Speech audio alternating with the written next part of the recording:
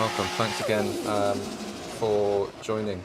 I'm super excited to dive into some of the cars you've got. For anyone that's been following on the build breakdown, you would have recognised the MR2 that we had on there, I think most recently. Yeah, that works for me.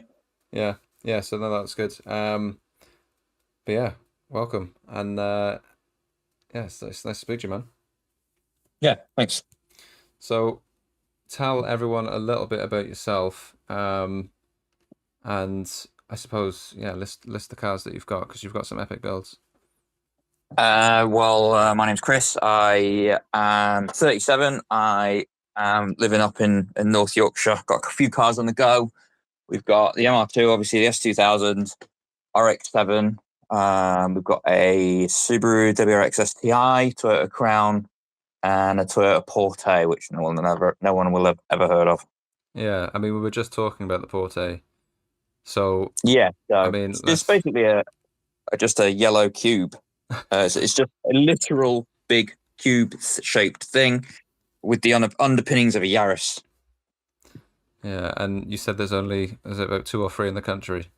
Yeah, there's not many about. I think we've spotted a few for sale recently, but as far as we know, there's only 2 or 3 in the country.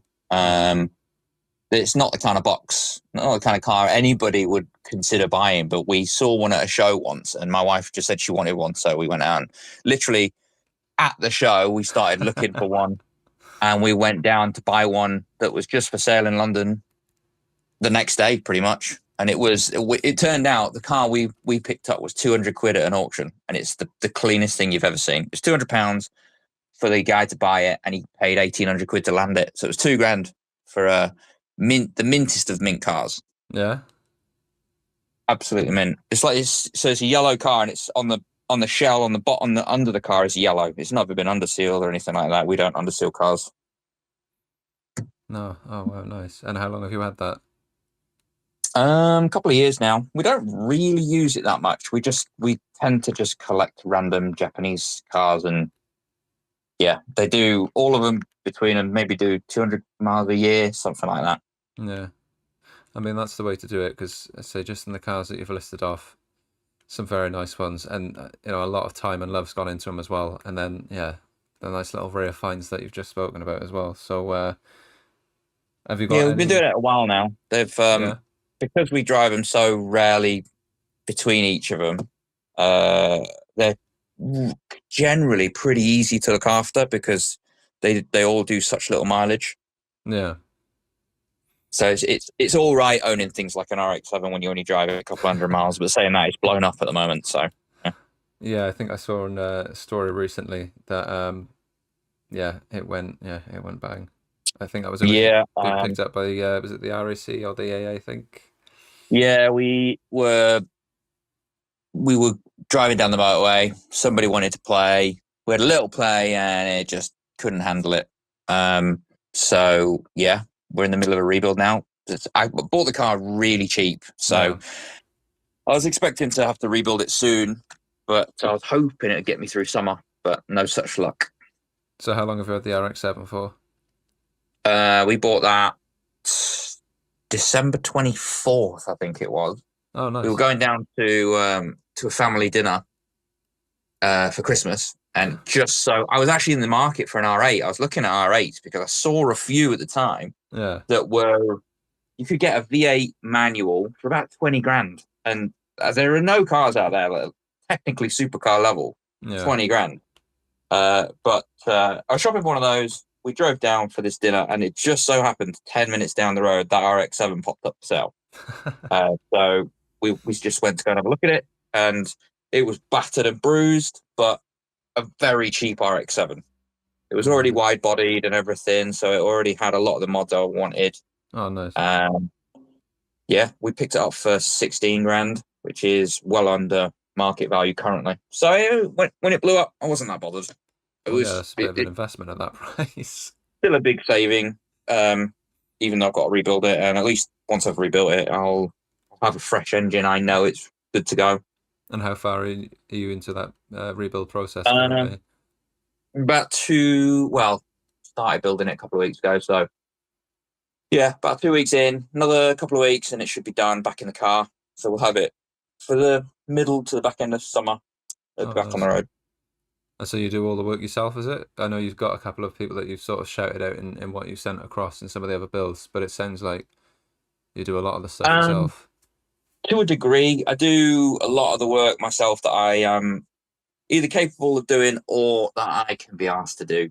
I'm long in the tooth now. I've been messing about with cars for a long time now. Yeah. So if it's something I'm experienced in, I'll do it myself. If it's something like the engine for the RX-7, I have sent to a specialist because I did consider building it myself, but I never messed with a rotary before, and I don't want to spend 10 grand on an engine and blow it up myself. Right. Yeah. But if somebody else builds it and I blow it up, that's their problem. They can fix it. So what I am considering doing is actually buying an RX8 just to pull apart and have a little play with that. Yeah, you can pick those up for next to nothing. Yeah, they're quite they're quite cheap actually. I was having a look not so long ago on Auto Trader. I've always loved an RX8. Yeah, they get a bad rep, crazy cheap, but I think you can pick a blown one up for like a couple £100. And they got suicide doors on the back, which is really cool. different, and they rev out quite nicely. They're very similar to an S2000, just less reliable. Well, yeah, in terms of what they rev out to. No. Yeah, that plays that plays a key part. So in terms of the RX-7, have you got any more sort of, because obviously you say you already picked it up and it had quite a few bits done to it already. Is there anything that you sort of got planned for that longer term after the engine rebuild? Well, when we picked it up, it had a lot of things done, and it also had a lot of things missing. So it was a thoroughbred track car in Japan. Oh, so awesome. It had no interior, had nothing. It had a cracked dashboard and a steering wheel and a seat. That was pretty much it. So we spent a lot of time hunting for interior parts, which we're still missing quite a few, but it's livable now. So I picked up some Recaro pole positions, put those in it, and a nice steering wheel, fresh dashboard. So the front cabin area is pretty much done. Yeah. Mainly tidy up. It's mainly tidy up stuff that needs doing. So the rebuild has taken all my money from, because I was going to get it painted towards the end of the year. Oh, nice. It's taken all my money out of the paint. So that's the next step, really. If you saw it, you'd say it doesn't need paint, but I park it next to two freshly painted cars, and it does my head in that it isn't as fresh as the other cars. Yeah. And what colour were you looking at getting painted? Oh, I'm going to keep it the same. It's going to stay yellow. Yeah. But just sort of get it to that fresh paint. Yeah, there's little things that I notice. I know there's a little crack in a side skirt. There is a little crack in a wing because it's all white fiberglass wide body. Right. Little things that most people don't notice, but they annoy me. So I'm just going to get because matching yellow is very difficult. So I'm just going to get the whole thing done. Yeah, I mean that sounds expensive, but yeah, I can definitely see the reasoning behind it. It's to a degree it is, but I don't think it's gonna. I'm still not losing money in the car. Once it's painted, it'll be worth pretty much what I put into it, so it's not really too much of a problem. Nice. And then you said you park it next to two freshly painted cars. Which are those? So the MR2's got they all live in a little workshop that I've got here. So the MR2 and the S2000 are both pretty much fresh paint. The MR2 was done 2019, but they live in indoor carcoons, and since then it's maybe done 2,000 miles. So it's pretty much fresh, pristine paint on both of them. Yeah, because obviously we covered the MR2, and that was almost a decade-long build, right? From when you sort of first picked it up, and then you've done pretty much everything on it by the sounds of it. Yeah, so I got that. When did I get that? 2016, 2017, something like that. Drove it for a couple of years in pretty much stock form, blew it up, and then I do this a lot. I will start a build with an engine, just rebuild it to what it was, and that never happens. So the rebuild for the MR2 was supposed to be about $2,000 just to get it back to what it was. Then we start adding this and adding that, forged internals, bigger turbo. It just goes crazy. The RX7's the same. We started that. I think we started that. The idea was to just get it back to where it was. that was supposed to be about 3 grand, and I'm closing in on 10 grand now. Oof. So, and it just piled on. Yeah, I mean it's again, yeah, some of the work. So obviously you've already covered a lot of it there as well. But yeah, meth injection. I mean, I think you said on that car, it's at a point where you're not really looking to do anything else for it. You may pick up a couple of cool bits that you see every now and then, but that's pretty like as finished gets, right, for the MR2. Yeah, pretty much. But no car's ever really finished. The MR2, I have been toying with the idea of a titanium exhaust for it, Right. because I think the Flexi's got a little hole in it, it's got a little blow. And me being me, if I'm going to change it, I'm going to get a better one. I'd like something lightweight, titanium. But at the moment, the RX-7 is just taking all the money. Yeah, I mean that's yeah, especially with the rebuild on there as well. Yeah, rebuild and paint is going to close in on about. I think it'll be done for about 18, maybe something like that sort of mark. Yeah. Oh no, nice. Yeah, I mean they're all super clean, and obviously the other one then that's been, I think there's probably a lot of sentimental value in the next one, right? But the S2000, that's also been a project that you've had for a long time as well, right? Well, I personally haven't owned it for that long. My dad bought it brand new in 2000. Yeah. That was super lucky because it was a toss up between the Chrysler Crossfire and an S2000. And if I would, I can't believe my luck that he made sure he landed on the S2000. Yeah.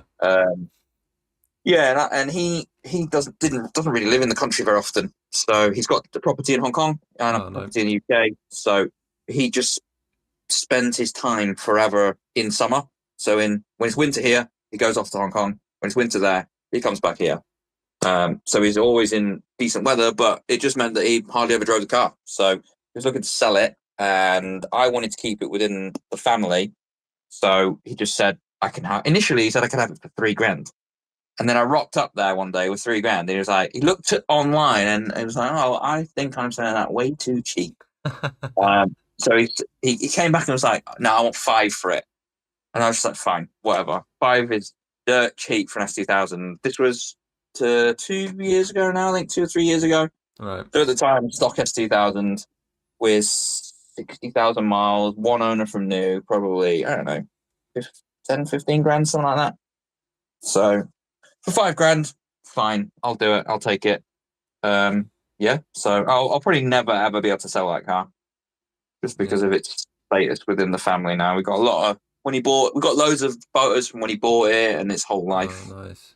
So yeah, nice little. It's sentimental, that one. Yeah, no, of course. I mean, it's a shame you didn't get any sort of family discount on that, but 5 grand is still a steal. So yeah, well, yeah, 5 grand. That's fine. I'm not that bothered. I actually got. It was only a couple of months prior to that. I had a payout from an injury at work, which was 5 grand. So it's like it was meant to be. Money well spent. Yeah. Yeah. Oh, brilliant. And I said with this one that you're keen to keep it NA because you've already got plenty of forced induction cars as well. Yeah, I tell myself this. I keep telling myself this, but the power delivery is great. It sounds great, looks cool, but it's just sometimes it stops me going out in it because it just doesn't have enough power to keep up with a lot of things. Right. So I am tempted with going supercharger as well as the ITBs. Maybe next year, but I'm really not sure. I don't know what I'm going to do. I'd like to keep it NA, but in today's age, keeping up with that is difficult to keep up with a Fiesta with 260 brake. No. So, yeah, I'm not sure. Not sure where I'm going to go with that yet. I mean, it sounds like you've got a good idea though already.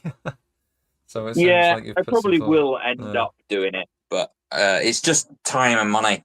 I've got so many cars that there are so many things I want to do with all these cars. I cannot make enough money quick enough. That's the problem. Yeah, no, I mean, and that's it. Like again, the spec list on this, on the S2000 is also pretty crazy as well. No expense spared, and definitely not doing things by half measures at all. Well, the S2K's is a funny one. I go to car shows. Sometimes I go to car shows with S2000 groups, and they tend to be all old dudes, and they Right. don't modify cars at all. When they look at my engine bay, they think it's heavily modified and stuff. In my mind, it's not really heavily modified. But I guess to most people on the outside, an ITB build it's a substantial investment and it is quite a big job. But compared to the other cars, they're all the S2000 is a external build, so we haven't had to crack it open or anything. Oh, nice. Whereas all the other cars they've all blown up at some point and needed something.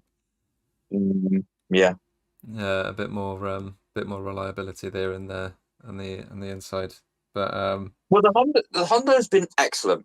We're just fine tuning the hot start because I think it's getting vapor locked with fuel when it's hot. So a hot start's a little bit difficult, but it's Honda.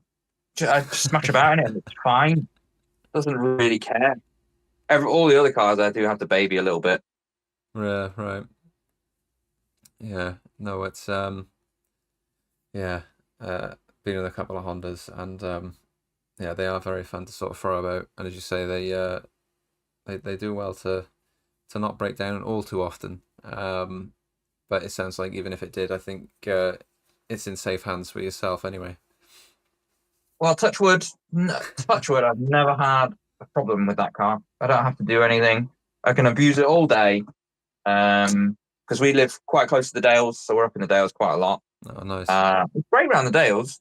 260 brake around the Dales, perfectly fine. And it's, to be fair, it's the slowest car I own, pretty much, but it's the most fun out of all of them. Right. Yeah. Nice. I mean, that's you often hear that a lot, right? In terms of the big power, but again, something that's a bit more nimble and can be thrown into the corners, and as you say, maybe abused is the wrong word, but you can give it a little bit more than the rest of them. Yeah, I mean the RX-7 was 420 brake on a motorway in a straight line. Great, a lot of fun. But I'd still feel like my S2000 will probably give it a great run for its money around the Dales. Yeah. Oh, nice. And then you've got. So you said, I know when you sent this across that you've got, is it the Voltex front bumper as well that you're getting sprayed and put on? Is that? Yeah, so that is turning out to be quite an ordeal. My painter really? has said that the fiberglass is horrendous. So I don't know how long that's going to take or how much it's going to cost me to actually have that painted now. So my paint shop don't give me a number. They just say, this is the price once it's finished. So I was expecting 200-300 quid, but I think it's going to be a lot more than that now. He's had it for 2 weeks. I don't know what he's doing with it. Well, yeah, that's a bit problematic. That's not ideal. Yeah, he's given me a blanket idea of how much he's roughly going to cost me for the RX-7, which it's not terrible. It's about 5-6 grand, which isn't too bad for a pretty much full paint job. The MR2 was about 8, but that is custom.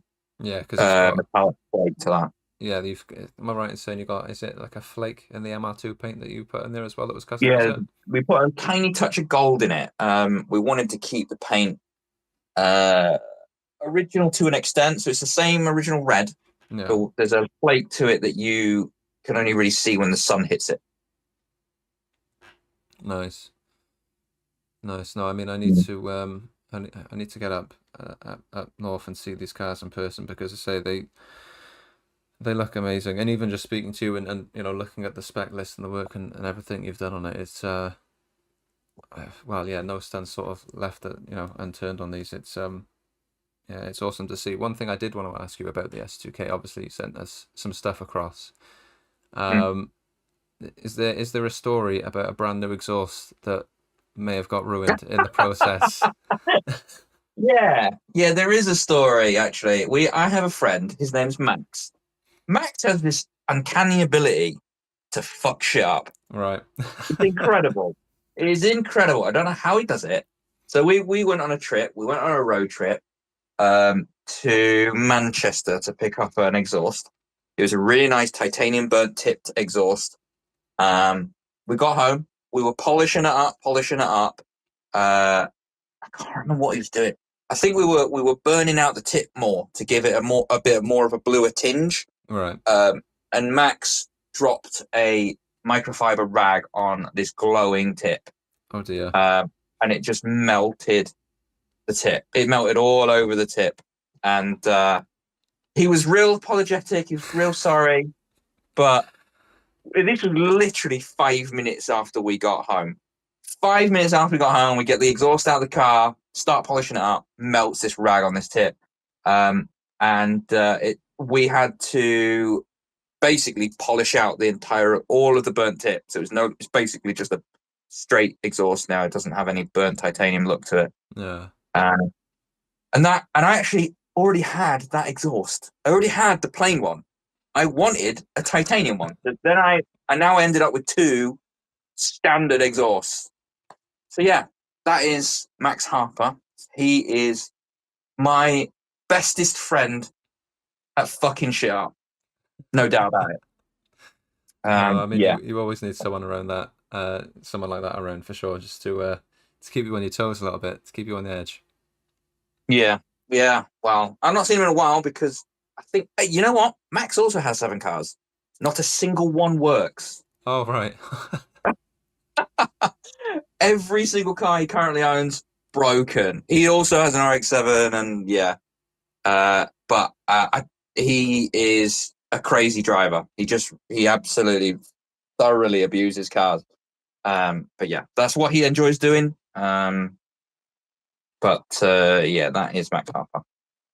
Yeah, wow. And yeah, I mean, yeah, let's say it's I bet you've got some crazy stories from the years. I've known Max for a long time. I've known Max for a real long time with some mad stories. We've traveled the country to collect car parts, loads. So all over the country, basically. The pair of us are we should make a YouTube video or a YouTube channel of the shit we do, because we always ruin stuff and stuff always goes wrong. I don't know why I hang out with Max. Everything goes wrong with that guy. Yeah, he's not listening up to this point. He will be listening eventually. He'll listen to this. He'll know exactly what I mean. Yeah. We do stupid shit, but it works out in the end. It always works out in the end. It just generally costs me money. Well, that's the main thing. You can always get more money, I suppose, but it's the memories and the stories out of that. But no, that's epic. Yeah, there is another. This is a great story. Me and Max traveled to the South Coast, which is a long ass trip, to pick up an MR2 for him. Right. We drove it all the way back. I think it took us about 12 hours. The whole trip took us about 12 hours. We got it back to my yard. He drove it home. The night he drove it home, he crashed it. Oh no! Crazy. Couldn't believe it. And I said to him as he was leaving my yard, I said, when you crash it, because you will crash it, crash the front, because all the expensive parts are on the back. He spun out, ruined the rear end. Oh, dear. Crazy. I was going to ask right off, but I think you've maybe just... absolute write-off. He bought another MR2 to take all the bits off, put into this other one. But yeah, that's another one of his cars that doesn't work. Yeah, you should definitely make a series, 100% on YouTube. Max would be a great guy to interview because the trials and tribulations he's gone through with cars, crazy. Okay, Max, if you're listening, we're going to reach out, or you can reach out first. Let's get you on. We need some more of these stories because... yeah, they sound amazing. Between me and a couple of the boys, we've got so many of these stupid stories and escapades we go on. Yeah. Have you got any more that come to mind in terms of any of the current cars that you've got? I might be putting you on the spot, so it... No, nothing that jumps to mind. Nothing that jumps to mind, but something will pop up, I'm sure. No, that's all good. So obviously, the S2K, it was your father's car, and you've already told us a little bit about his thoughts and feelings on all the mods and all the work that you've done to it. Yeah, he absolutely hates that car. No. He absolutely hates it. He hates the bonnet.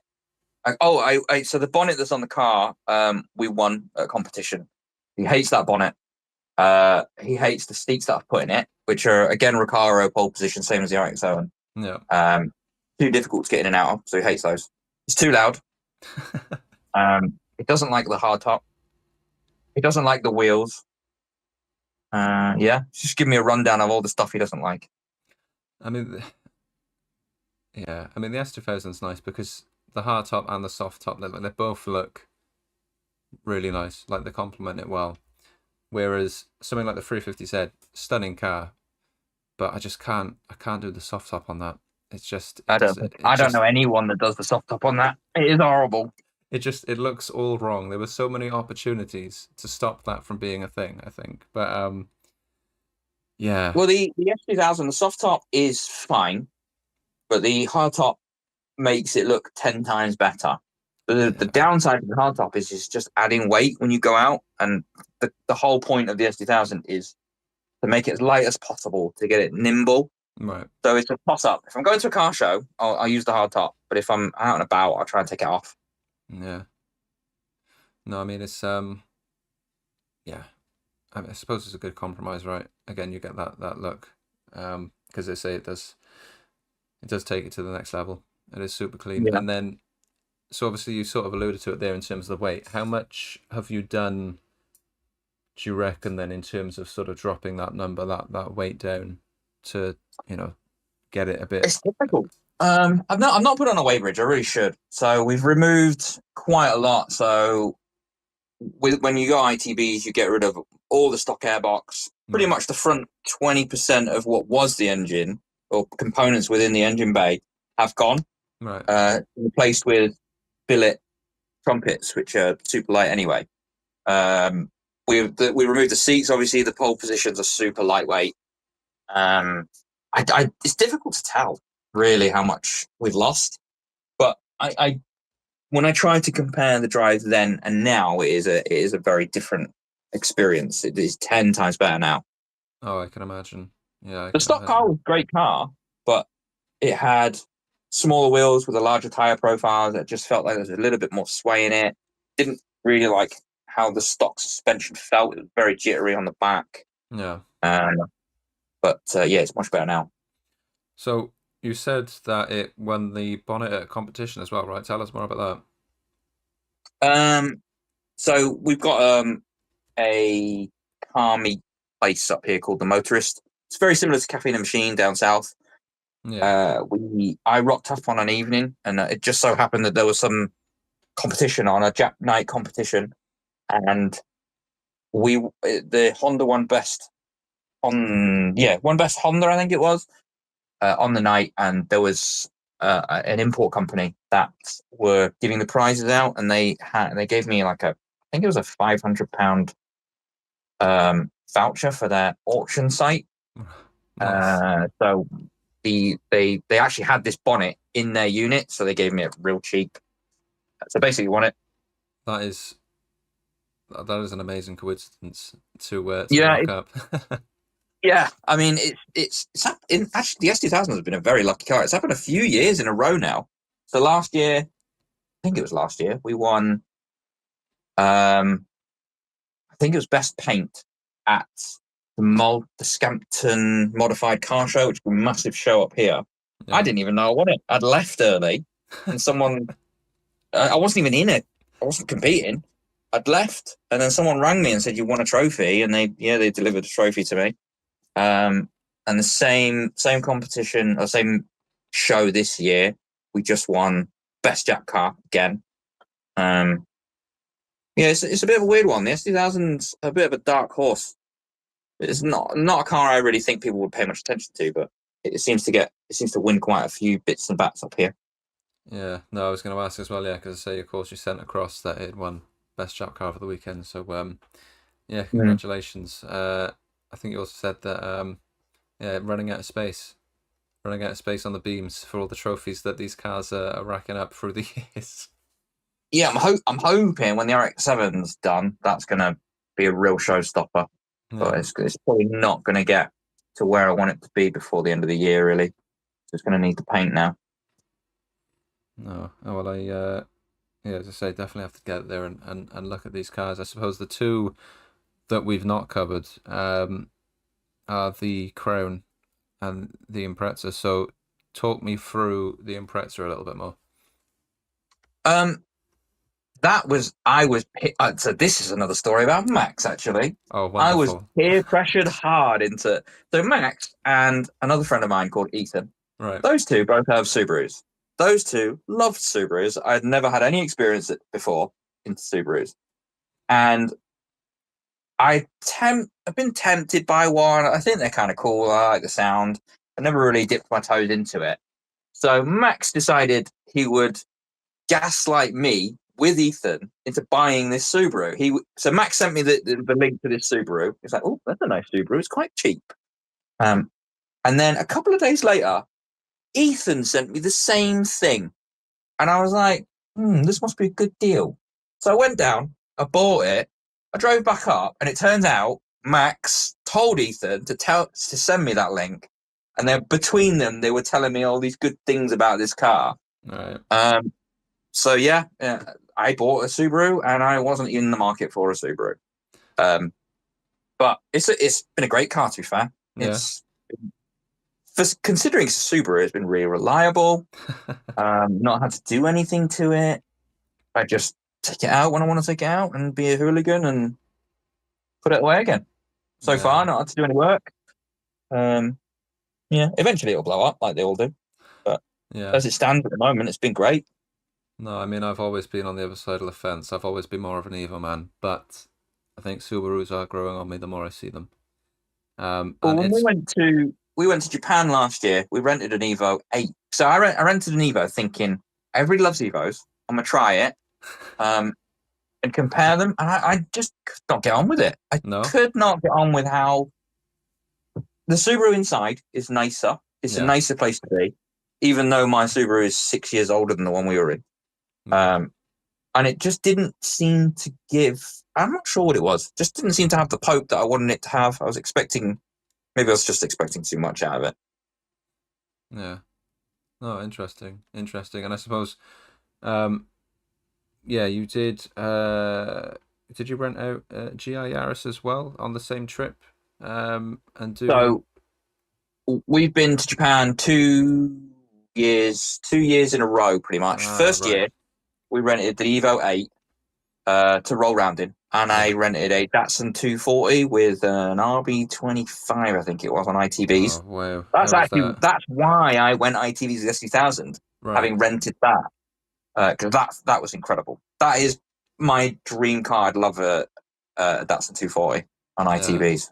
But yeah, we rented that the first time. And then the second time, we rented a GRMN Yaris GR, which is like, I think there's 500 in the world. And they were all Japan only. Oh, wow. So basically, they are built from factory as a fully thoroughbred track car by Toyota. It was a great experience. A GR Yaris is something I would potentially buy. We went up Mount Fuji and all sorts in that. But it was quite expensive, actually. The Evo was really cheap. I think it was like 100 quid for 3 days to rent the Evo. But the GR was nearly 300 quid for 24 hours. So, yeah, that was quite an expensive run. The Datsun was crazy expensive. So when we rented the Datsun, you had to pay £400. That is your rental fee. Yeah. But we had to give them a £4,000 deposit in case you damaged it. So that was nerve-wracking. But yeah, that was an experience of experiences. The Datsun, we went up Mount Fuji so we were in the Datsun, there was an E86, there was an RX7, there was, what else was there? An NSX, P1 Subaru. So we all went in convoy up Mount Fuji. It was incredible. Wow, that sounds like the stuff dreams are made of. That is like every... Oh, yeah. Once in a lifetime. So the first time I went to Japan, we just decided we're going to do all of the best stuff we could do. Yeah. All car related. I made my wife do all the car shit. Everything. So we did all the car stuff that we could ever possibly want to do. And now every holiday we seem to go on is just not quite as good. No, I could, yeah. easy to see why. I mean, yeah. So now every time I think about going on holiday, I think, let's go here, or we could go to Japan. well, yeah. I Every mean, I'm time. looking back at the yeah, on the Instagram there. That 240 was very clean. Oh, it was incredible, absolutely incredible. I would encourage anybody to. I think it was a company called Fun to Drive. Right. You can rent. They've got a lot of god tier cars on there, and you can rent them for the day and take them out on a tour. They take you on a tour around Mount Fuji to a lot of the Initial D comic book Yeah, locations of and course. things. Yeah. Yeah, it was interesting because the two cars that were the quickest up there were the slowest. We had the Datsun, which was one of the slowest cars, and the AE86. Those were the two slowest cars, and no one could really keep up with them because they were both NA on the twisties. Perfect. Yeah. It's so typical that the AE86 was one of the fastest cars up there. Like that's yeah. Yeah. So thinking about it, we had we had Godzilla up there with us as well. There was an R34 Skyline and an R32, and they were nowhere to be seen. I think they both had big turbos, and it's just not the kind of drive you want with big turbos. No. No, I mean it sounds. I mean it's definitely on my bucket list. To be fair, I think it's probably anyone who's a car enthusiast. It's probably on their bucket list as well. So yeah. Treat yourself. Just go. Oh, Just yeah, go. 100%. Yeah. And obviously you said your wife, so is your wife sort of into cars or was into cars when you met, or is that something that you sort of like a hobby that you forced them I into? think it's just rubbed off. Yeah. She might have had an inkling into it, but yeah, it's pretty much rubbed off from me. But she initially, so basically the crown, we bought the crown for her. Right. I Okay. helped her buy that crown. She had an IS200 prior to that, so she's always been into these kind of saloony VIP style cars. Yeah. I've tended to always prefer the small sporty stuff, but her favorite car that we own is the MR2. She likes to roll around in that. Yeah. And then, I mean, we'll definitely get to the crown. But I suppose in terms of going back to the Subaru, when did you sort of pick that up? And have you done sort of much? Well, I say have you done? I'm assuming the answer is yes. And there's probably a massive spec list to come with this as well. So I don't want you to list them all out, of course, but I'm assuming that that's another car that you've spent a lot of time and effort on as well. Well, surprisingly not. The No? Subaru have had about 3 years, and I've not really done anything to it. Reason being, I just don't feel like Subarus are cool. I mean, I like my Subaru. I like it, but they're not cool because if you go to a car show and you see a line of Subarus, they're all exactly the same. And trying to make a Subaru different and cool is really difficult. It's the one I probably put my foot down in the most around the Dales, being a rally car and stuff like that. Yeah. So I've kept it relatively standard. There's not really much that's been done to it. Most of the stuff that was done prior to me. It's been lowered. It's got some wheels. It's got a bigger turbo. It's pretty much it, really. It's a pretty standardy looking Subaru. I mean, definitely a controversial opinion there that Subarus aren't cool. So you said it, not me. They're just not. I know. I own one, so I feel like I can have that opinion. It's a good car. It's a good car. Sounds cool, but it's not unique enough. Because and if you go to a Subaru lineup, they're all going to be the same. They're all going to be an EJ engine with a bigger turbo, with unequal length headers. It's going to be blue, 99% of the time. It's going to be blue. So it's very difficult to make Subaru crazy unique. There's a few out there, but if I'm going to focus on it, it's going to cost me a lot of money to make it really unique. So at the moment, backseat. Really far back seat. Yeah, back of the bus sort of thing. Couple of carriages behind, yeah. But it's kind of not fair because it's been a great car, but I just don't think it's a weird one. I just don't think that they're cool. I mean, yeah. I mean, they're cool, but they're not as. It's not an RX-7. Well, yeah, there's that. It's not It's your not. RX-7. It's Yeah, it's not. It's not that sort of tier. yeah. I would put it. It's probably no, maybe just above the Crown. Maybe I'm not really sure. Just above the Crown. Definitely below the MR2 in the S2000 and the RX-7. Yeah. Okay. Cool. So the Crown, the Subaru's just above the Crown. Only because it's not my car, and the Crown is nowhere near where I want it yet. So the Crown is a 1J standard engine, nothing fancy. It's a really nice, deep, super dark green, right? Very different. Not the one I was going to buy. So no. I helped my wife buy this car. I paid for half of it for her, and we went to go and see a couple of them. There was a two-tone white and silver, and then there was this green one. The two-tone white and silver was a nice-looking car. It had a lot of mods on that I would have wanted. It had a lot of optional extras. Yeah. But it wasn't green. My wife was adamant she wanted the green one. The interior on the white one was a little bit rough. There's a fag burn in the roof that she's always talks about. But she was adamant she wanted the green one. And I said I'd get her the car that she wanted. Fine, whatever. But I would have picked the white one. I would have picked the white and silver. But she loves that dark. The green is really nice. It's a rare color. I don't think there's many in the country. But doesn't have the nice folding blinds. Doesn't have the lace. Yeah. Doesn't have a lot of the things. Doesn't have the fridge. Doesn't have a lot of the things that I would have wanted. But it's her car. That's what she wanted. But it's pretty much standard.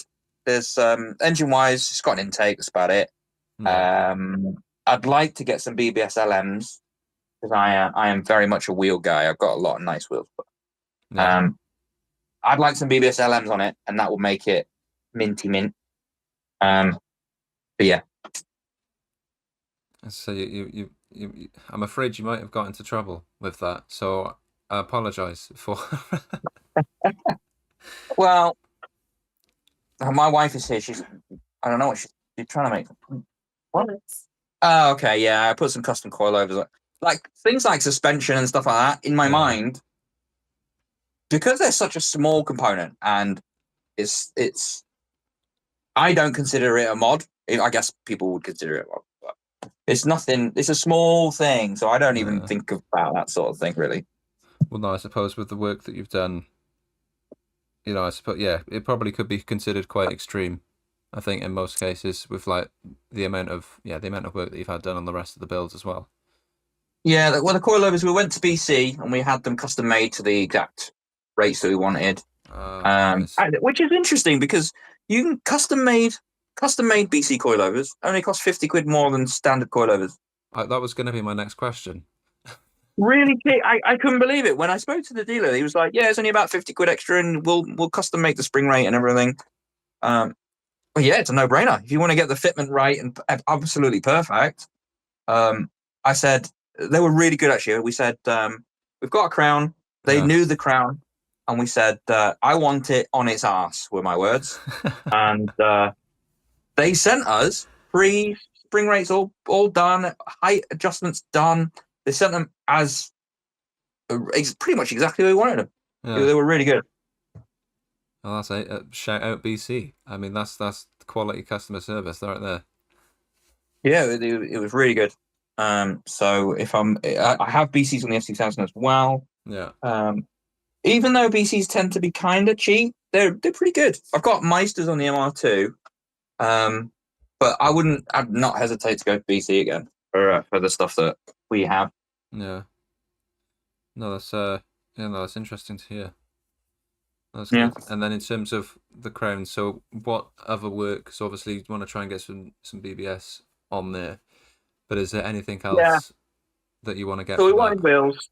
We want a nice set of BBS LMs. Toyed with the idea of, so I kind of regret, even though the coilovers are great, kind of regret not going bags. So bags might be the option because yes, it looks cool, slammed on his ass at a show. It's fucking horrible to sit in the back. Yeah. Absolutely horrible. The ride is all over the shop. So, Yeah, maybe when funds are freed up a little bit more, we might go to the bag side of things. I've never had a car. Oh no, I have. I had an Alphard. I don't know if you can see that on my Instagram. I had an Alphard on bags. That was a great car. Yeah. I was going to ask actually if you had any builds, because I was going to say like none of the current builds that you've got are bagged, but talk to us a bit more about the Alpha then. That was an impulse purchase. I just saw a cool one and I wanted one, so I went out and bought one. Yeah. This one already had bags on it. It was great, proper VIP whip. But the problem, I think it had a problem with its steering rack and trying to find a rack here was proving quite difficult. So I ended up selling that. Didn't have it very long, but it was great. If you can afford to run a V6 long distances on a big ship like that, then yeah, great.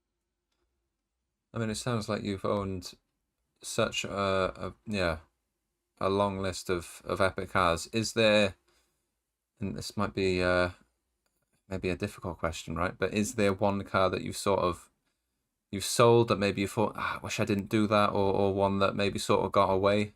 Maybe there are multiple because you've got a lot of cars. The reason I have so many cars now is because I sold an EP3.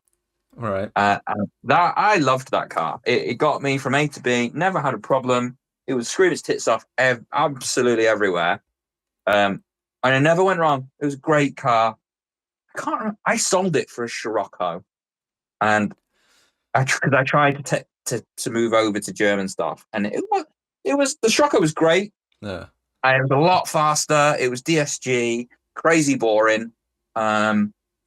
And I forever think about that EP3. And since then, I don't sell anything.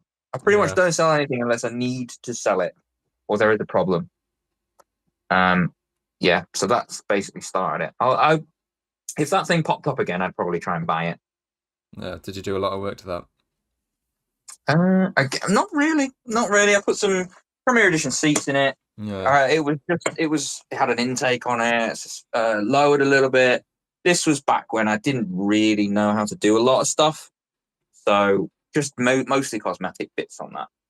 Yeah. But yeah, I think about that car a lot. I do want another EP3, but the price of them is just skyrocketed for a good one. Oh, really? I sold mine. Mine was mint, and I sold it for like $3,000. Oh. And now, if I wanted the same car, it's like closing in on $10,000. I'm not paying $10,000 for an EP3. Yeah, that's a lot of money. I mean, they are great fun to drive. They are a lot of fun to drive, but that's pushing it a bit. Great car. Yeah, we've been through quite a lot. We've been through quite a lot of cars. I don't know why. I just kind of get bored. I had a boosted MX-5 not long ago. Oh, nice. Yeah. Had that for 2 weeks, pretty much. That was a great car. I shouldn't have sold that. So I bought that because it was really cheap. The guy couldn't fix it. He had an airflow sensor problem, and I just put a new airflow sensor on it. I paid $1,000 for it. Flipped it $4,000 in 2 weeks. But it was another great car. Boosted MX-5, 200 brake. It's perfect kind of car for around the Dales. Yeah. No, I can imagine, because they barely weigh anything as is. So a bit more power on there, and you want a pretty solid build already. Yeah, 200's plenty for one of those. Absolutely plenty. I would have another one of those. But again, it's like old Jap stuff. They're crazy expensive now. Yeah, it's that's the only problem. Like, all the Jap stuff is, well, I'm not going to tell you this, but it's amazing. But the price of some of those iconic cars have just they've gone crazy high, crazy numbers on them. What do you want? What do I want? I mean, my dream, if I could, would be a V-Spec 2R34 in Bayside blue with those sort of gold wheels on it. That would be like, that's always been like my poster boy car anyway. And what would you want that's obtainable? Probably an R35, I think.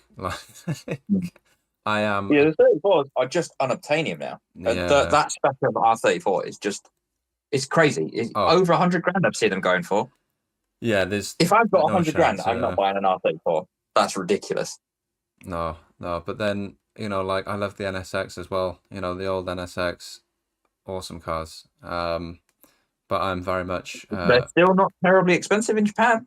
no. When we went to Japan on our second trip, we went to a rotary dealership because that's when I was looking at RX7's. No. Well, that's another story. Yeah, so Japan still has a rotary dealership with RX7's on a lot that you can just go and buy.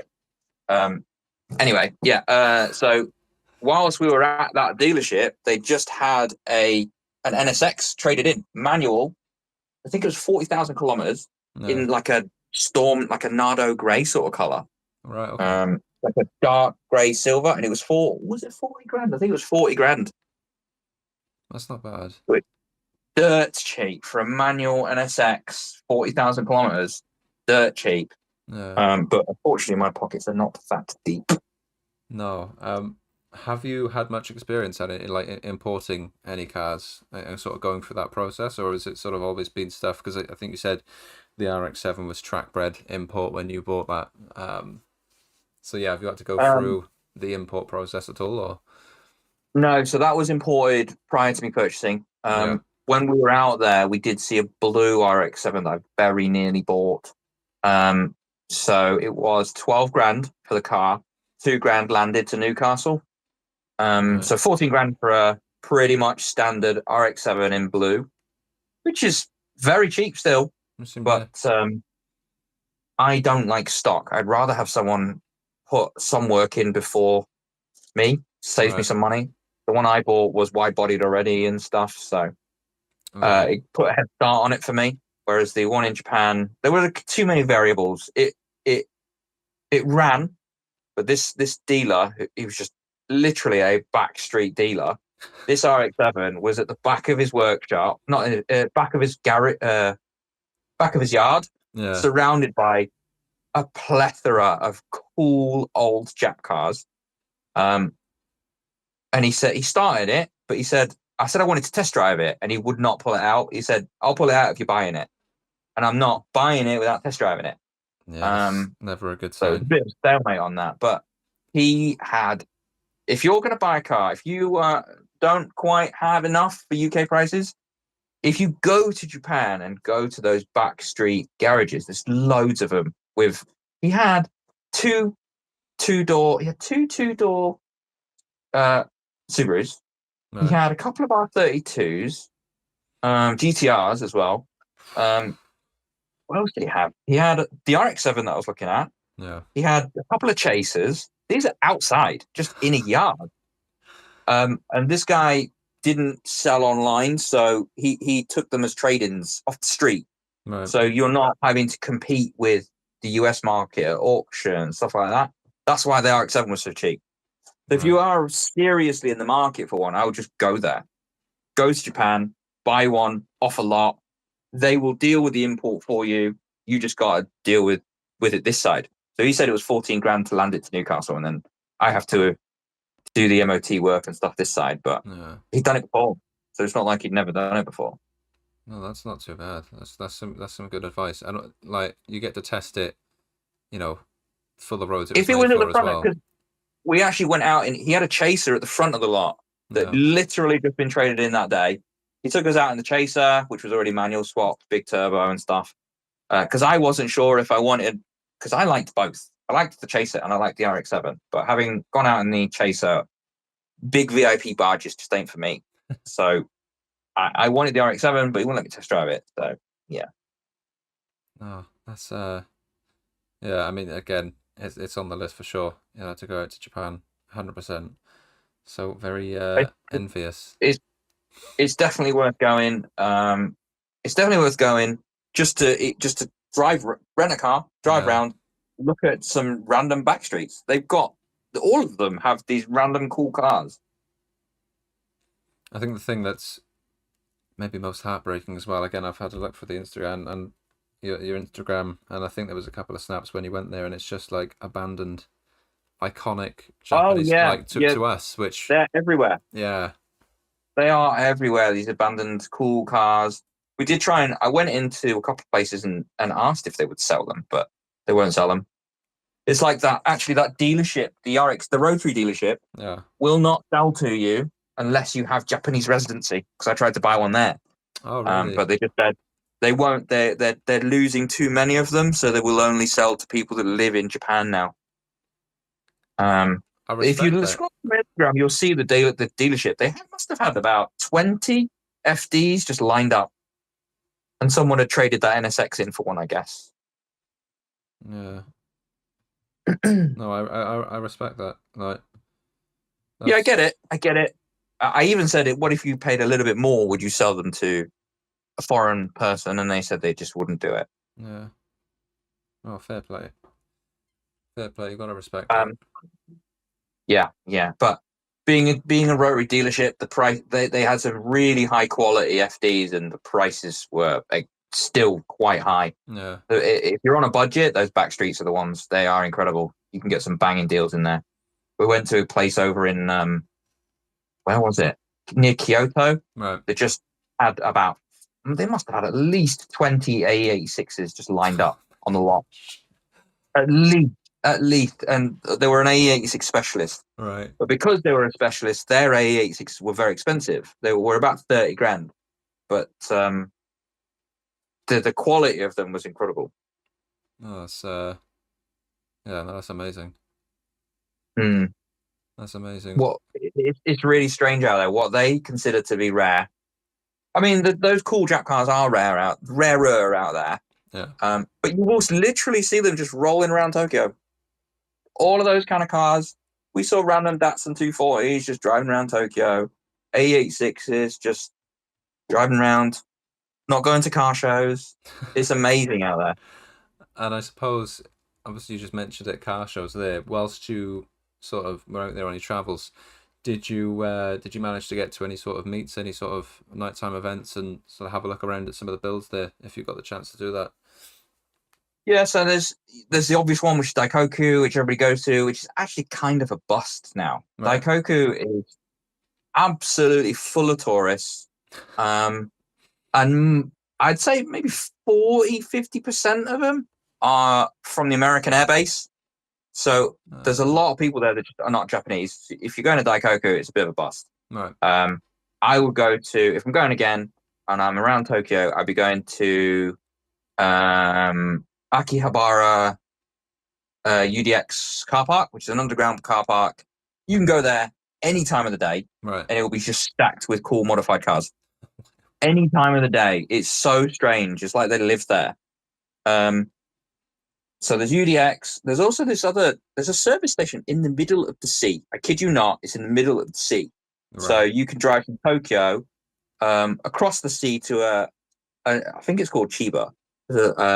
And it's maybe 10, 15 miles across. Yeah. And flat bang in the middle, there is a tiny little man-made island, which is like a services. And on a night, you can go there, and it's just also stacked with modified cars.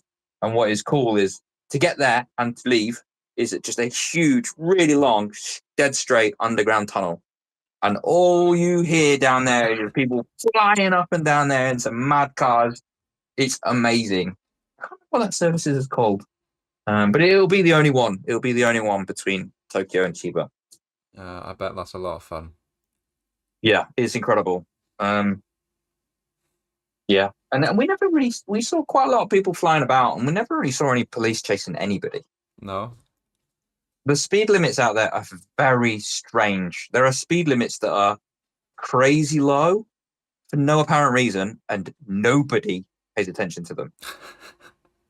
It's so weird. Amazing. So you'll have, on the motorway, you'll have like 40 kilometer, I think it's like 40 kilometer an hour speed limits, and everybody's just doing 80. It's so weird. And the police don't seem to do anything. Really strange. I guess if you're not being an absolute hooligan, they just don't really care. Yeah, I mean, that's the way to do it. That's the way to, like, well, I say enforce it, not enforce it. But yeah, oh, that's so funny. Well, next time I am forever on the cusp of going to Japan. So when you're ready to go, just be like, you know what? I'm going to Japan next month. I'm in. Okay. I don't need any persuasion. I am in.